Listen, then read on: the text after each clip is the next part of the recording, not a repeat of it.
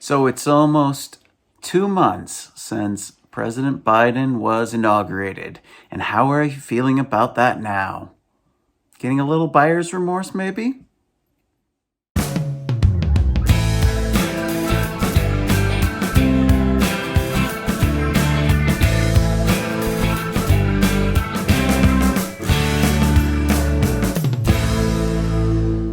Hi, welcome back to the Colorblind Architect Podcast. I'm your host, David. And yes, we're almost 2 months into the Biden presidency.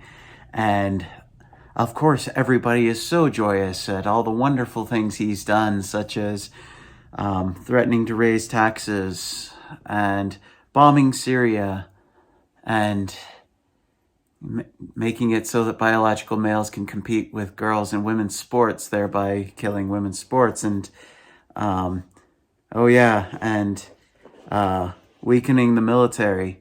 And yeah, wow, he's really doing a bang up job, isn't he?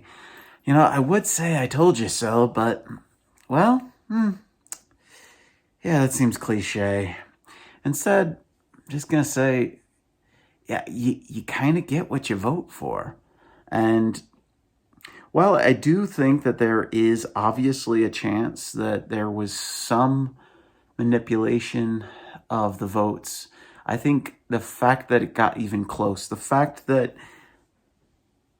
Trump didn't win in a landslide, the fact that he didn't win is evidence that there were a lot of people who actually did vote for Biden. And so I'm not even going to get into the questions of whether there's fraud or anything like that, because, obviously YouTube they'll cancel a video like that. And I don't really care about that, obviously.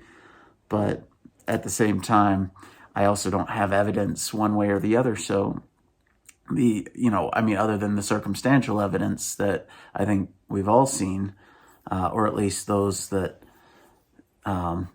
believe that this is a flag that represents the spirit of 1776 and fighting against the tyranny of the British Crown, rather than a white supremacist symbol, which it's not. It's very much a flag indicating the spirit of 1776, basically saying to the British Crown, you know what, screw you, we're going to live our own lives, we're going to be our own people, so,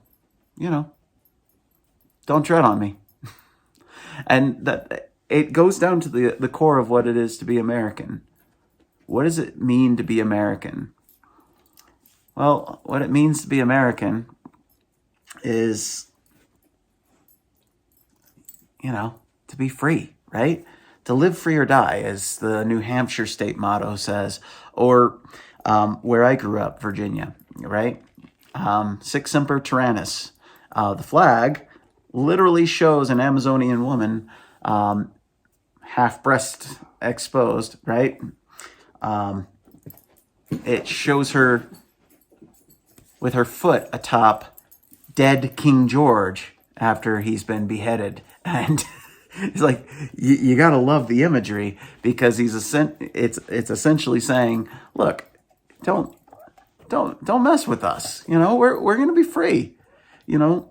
As I mentioned before, one of my ancestors was the uncle of Patrick Henry Jr., the first governor of the state of Virginia, and the man who stood up in the East Church in Richmond and, proudly declared, give me liberty or give me death.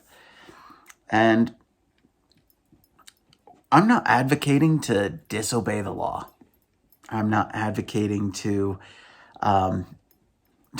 do any violent acts. In fact, I'm 100% opposed to violent acts, because I don't think we're at that point where we need to. But we do need to be doing acts of civil disobedience, peaceful civil disobedience, such as, just live your life and stop worrying about what Washington's doing. But also, actually speak up. I mean, that's the part that's most frustrating to me, is that there's so many people not willing to speak up.